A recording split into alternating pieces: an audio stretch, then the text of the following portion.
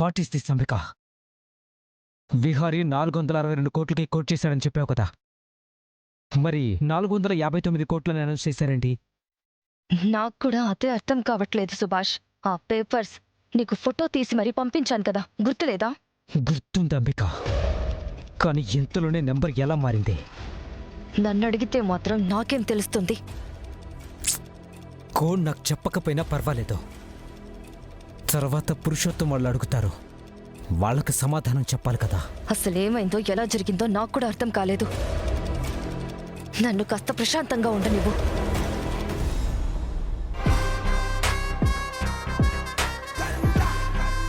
విహారీ గారు, ఈ పేపర్స్ మీద సైన్ చేయండి. నేను కోట్ చేసింది 462 కోట్లు. నేను తయారు చేసిన పేపర్స్ నా చేతిలోనే ఉన్నాయి. మరి మార్పు ఎక్కడ జరిగింది? విహారీ గారు,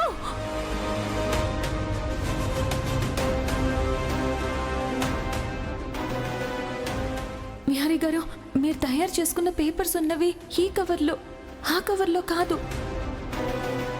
నన్ను నమ్మండి, కవర్ మారిపోయింది. కనక మహాలక్ష్మి అంటే కనక మహాలక్ష్మి ఇదంతా చేసిందా? తనెందుకు చేసింది? అయినా తను చదువుకోలేదు కదా. అయితే తన చేత ఇంకెవరైనా చేయించుంటారా?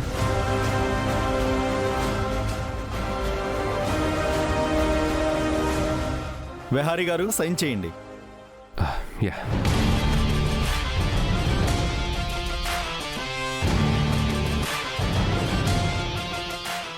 Congrats sir. Thank you so much. Congratulations, sir. Thank you. Congratulations, sir. Yes.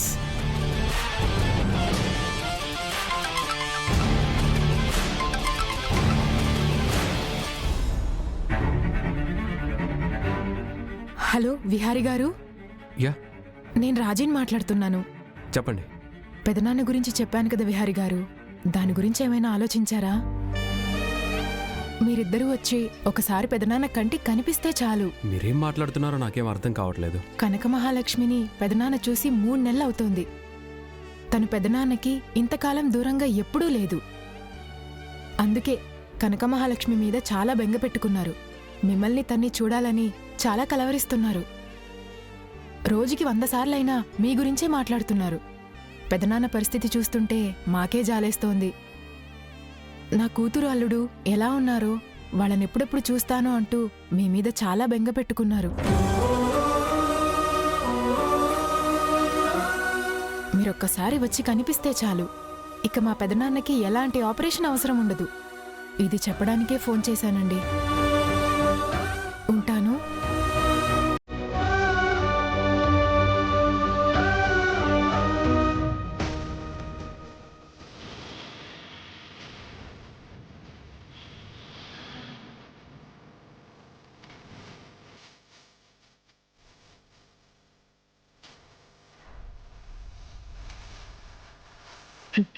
Lakshmi ఏంటి ఇక్కడుంది? హే లక్ష్మి, నువ్వేంటి ఇక్కడున్నావు?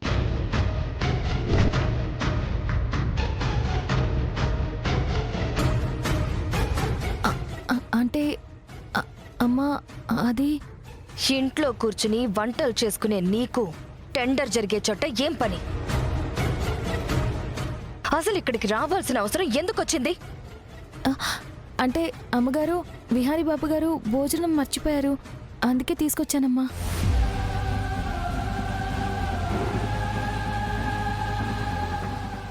ఏంటత్త, మళ్ళీ లక్ష్మినేమంటున్నావు? నేనేమంటాను, క్యాజువల్గా మాట్లాడుతున్నాను. ఏం లేదు బాబు గారు, మామూలుగానే మాట్లాడుకుంటున్నాం.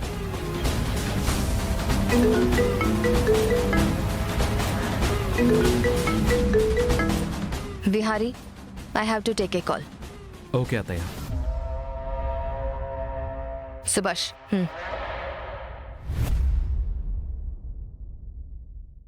కనక మహాలక్ష్మి, నీతో మాట్లాడాలి. నేను కోట్ చేసిన పేపర్స్ నా దగ్గరే ఉన్నాయి, కానీ ఈ టెండర్ గెలిచిన పేపర్స్ మాత్రం నీ చేతులతో ఇక్కడికి వచ్చాయి. అసలేం జరిగింది? ఆ పేపర్స్ నువ్వే తయారు చేసావా? కనక మహాలక్ష్మి, అడిగేది నిన్నే. నేను కోట్ చేసింది వేరు, ఆ పేపర్స్లో ఉన్న కొటేషన్ వేరు. ఆ పేపర్స్ ఎక్కడవి? ఆ కొటేషన్ నా పేరు మీద ఉంది కదా. అయినా అందులో ఉన్న వాల్యూ నేనిచ్చింది కాదు. అది ఎవరు మార్చారు? నేనే మార్చాను విహారీ గారు. కనక మహాలక్ష్మి, నువ్వు చదువుకున్నావా? అరే, ఒక టెండర్ పేపర్స్లో కోట్ మార్చేంత నాలెడ్జ్ నీ దగ్గర ఉందా? అవును విహారీ గారు, నేను నా కాలేజ్ టాపర్ని, మా డిస్ట్రిక్ట్ ఫస్ట్.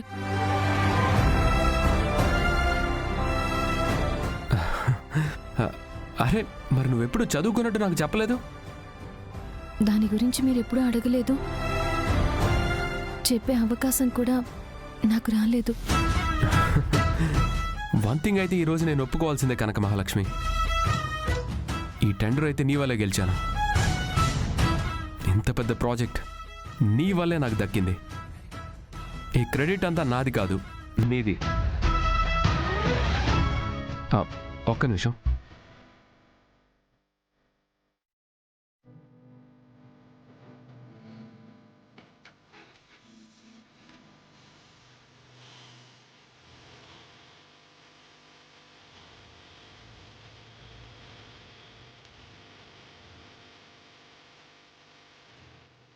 ఏంటిది? ఇది 25 లక్షల చెక్. ఎందుకు విహారీ గారు? మీ నాన్నగారి హాస్పిటల్ ఖర్చులకి. నేను ముందే చెప్పాను కదా విహారీ గారు, మీ దగ్గర ఏదైనా సహాయం తీసుకోవడం నాకు అస్సలు ఇష్టం లేదు. ఇది సహాయం కాదు కనక మహాలక్ష్మి, కృతజ్ఞత. నువ్వు చేసిన పనితో ఈరోజు నాకు టెండర్ వచ్చేలా చేశావు. నాకు నువ్వు ఊహించినంత ప్రాఫిట్ వచ్చేలా చేశావు. దానికి కృతజ్ఞతగా ఇస్తున్నాను. కానీ ఒక బెస్ట్ కోడ్ తయారు చేసి ఇవ్వడానికి బయట మార్కెట్లో ఎంత డబ్బు తీసుకుంటారో తెలుసా? ఈ డబ్బు నేను జాలితో ఇస్తుంది కాదు, నీ తెలివితో నువ్వు సంపాదించుకుంది. ఇది నువ్వు సాయంగానో దానంగానో తీసుకోవాల్సిన అవసరం లేదు. నీ ప్రతిభతో నువ్వు సాధించుకున్న ప్రతిఫలం అనుకో. ప్లీజ్, ఇది నీ డబ్బు, నీ తెలివితేటలతో సంపాదించుకున్న డబ్బు. తీసుకో, ప్లీజ్ తీసుకో కనక మహాలక్ష్మి.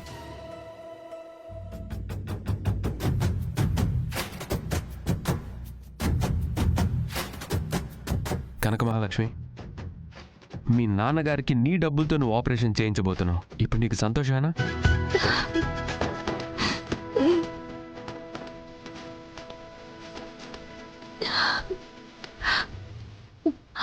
కానీ ఇది మా వాళ్ళకి ఎలా చేరుతుంది? నేను వాళ్ళకి ఎదురుపడలేను, వాళ్ళని కనీసం ప్రేమగా పలకరించే పరిస్థితిలో కూడా లేను.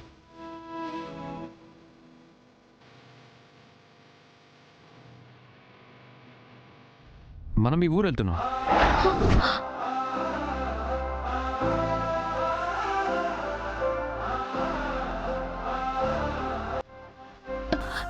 ఏం మాట్లాడుతున్నారు విహారీ గారు? నేను నిజమే చెప్తున్నాను. మీ నాన్నగారు మనల్ని పదే పదే చూడాలని కలవరిస్తున్నారు కదా. మనల్ని ఎప్పుడు చూస్తానా అని ఆయన ఆరాటపడుతున్నారట. ఆ ఆరాటానికి సమాధానం చెప్పాలనుకుంటున్నారా? మనల్ని చూస్తే ఆయన కూడా సంతోషపడతారు కదా. నేను మీ భార్యగా చాలా సంతోషంగా బ్రతుకుతున్నానని మా నాన్న అనుకుంటున్నారు. అది అబద్ధమని ఆయనకి తెలీదు. మనం ఇప్పుడు భార్యాభర్తలుగా ఆయన దగ్గరికి వెళ్తే ఆయనకి ఇంకా ఆశలు పెంచినట్టు అవుతుంది. ముందు ముందు ఏమవుతుందో నాకు కూడా తెలీదు. ఇప్పుడైతే ఆయనకి ఆపరేషన్ చేయించాలి. మనం ఒకసారి ఆయనకి కనిపిస్తే చాలా సంతోషపడతారు. ఆపరేషన్ చేయించుకోవడానికి కావాల్సిన ధైర్యం తెచ్చుకుంటారు. కానీ విహారీ గారు, ఇంకేమీ ఆలోచించుకో. ఈరోజు రాత్రికే మన ప్రయాణం. నువ్వు రెడీగా ఉండు. మిగిలిన విషయాలన్నీ తర్వాత చూద్దాం, సరేనా?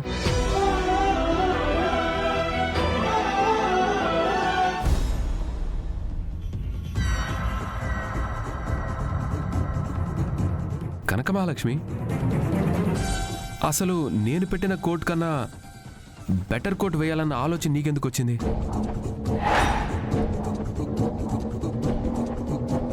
నీకు అసలు ఈ ప్రాజెక్ట్ గురించి పెద్దగా తెలీదు. నేను వేసిన కోట్కి ఈ ప్రాజెక్ట్ రాదని నువ్వెలా ఐడెంటిఫై చేయగలిగావు? The golden stone project value 500 కోట్లు. విహారీ చేస్తున్న కోట్ 462 కోట్లు. పార్థసారథి గారు, గోవింద్ వాళ్ళు 461 కోట్ చేస్తే సరిపోతుంది.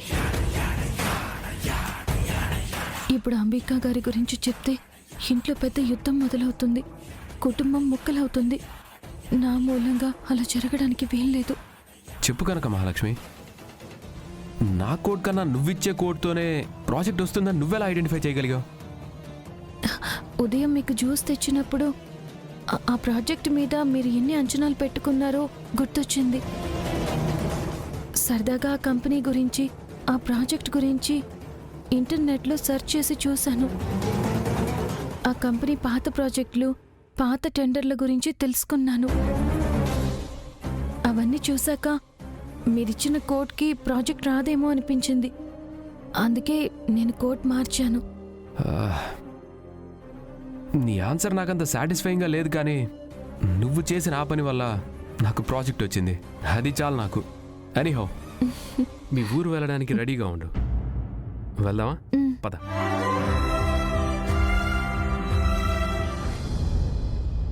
ఛా! మళ్ళీ మన ప్లాన్ ఫ్లాప్ అయింది.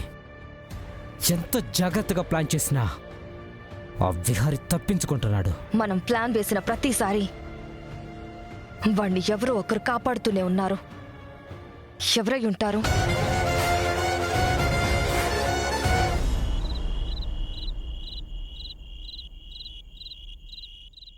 ట్రై ఫ్లైట్ టికెట్స్ బుక్ చేసావా? ఇగ్నోర్ చేయకు, వెంటనే చేయి. అర్థమైందా?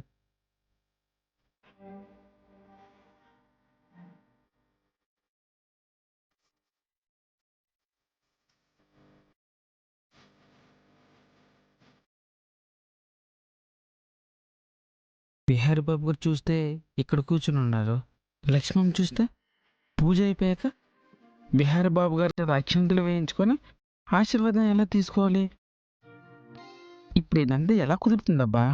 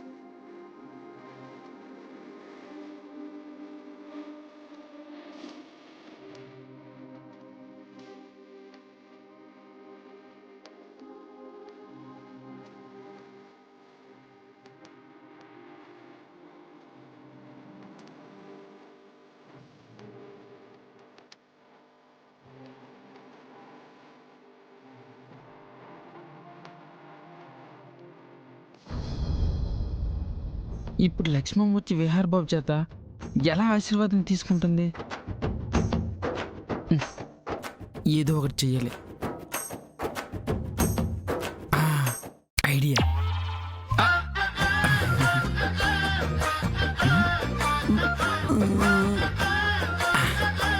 బాబు గారు వస్తున్నా.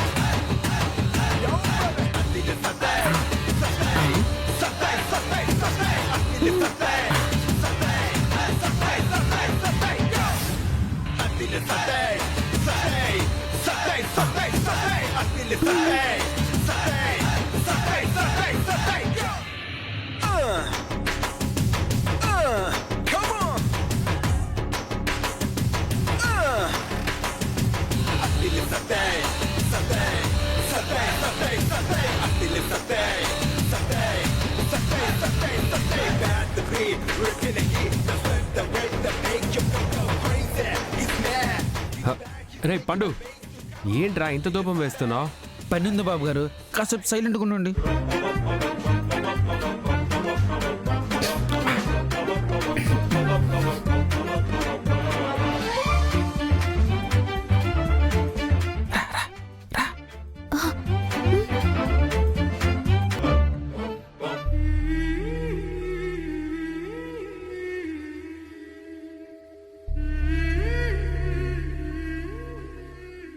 అరే నేను మళ్ళీ ఫోన్ చేస్తాను రా. రే పండు, కొంచెం తగ్గించరా. ఏంటి ఎంత ధూపం వేస్తున్నావు?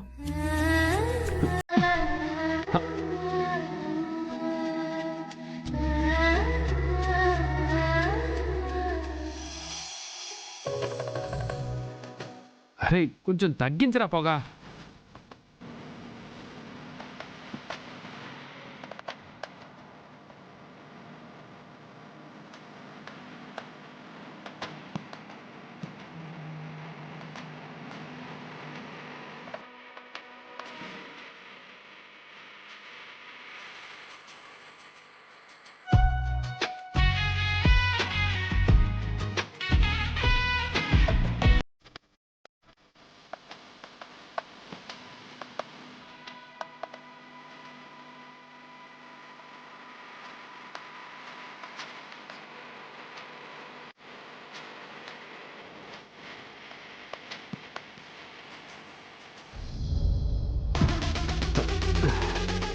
రే పండు, ఏమైందిరా నీకు ఇంత ధూపం వేస్తున్నావు?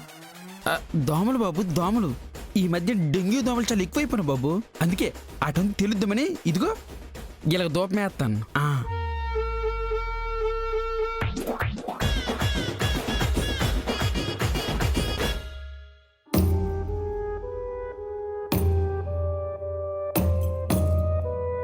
అరే పండు, ఒక్క నిమిషం ఆగు. ఏటి విహార్ బాబు గారు? రే ఇక్కడికి అక్షంతలు ఎలా వచ్చారా?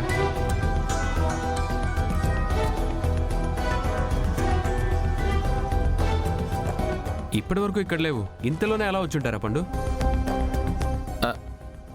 ఏమో బాబు గారు, నేను ఇక్కడ చూడలేదు. దూపం వేసినప్పుడు ఎవరు వచ్చారు ఎవరు వెళ్ళారు? అయినా ఇది పెద్ద మ్యాటర్ చెప్పండి.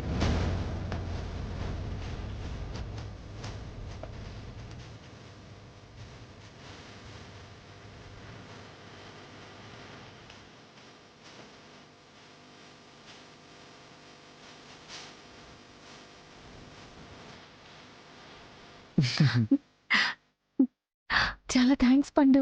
ఏటి లక్ష్మమ్మ, దీనికి థ్యాంక్స్ చెప్తారా? నువ్వు రెడీగా ఉండు. విహార్ బాబు గారు భోజనం చేసిన తర్వాత ఆ పల్లి నేను తీసుకుని వస్తాను. అందులోనే కదా నువ్వు భోజనం చేయాల్సింది. నువ్వే దిగులు పడక లక్ష్మమ్మ, అంతా నేను చూసుకుంటాను. నువ్వు వెళ్ళు.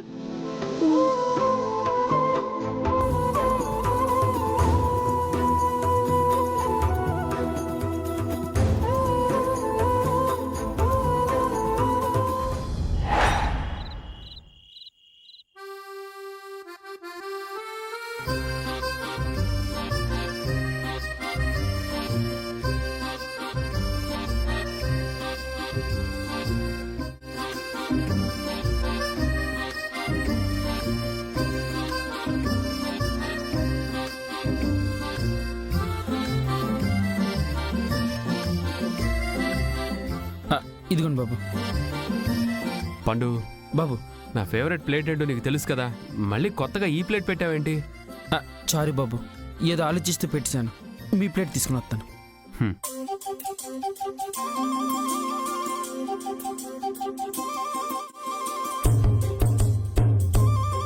థ్యాంక్స్ రా.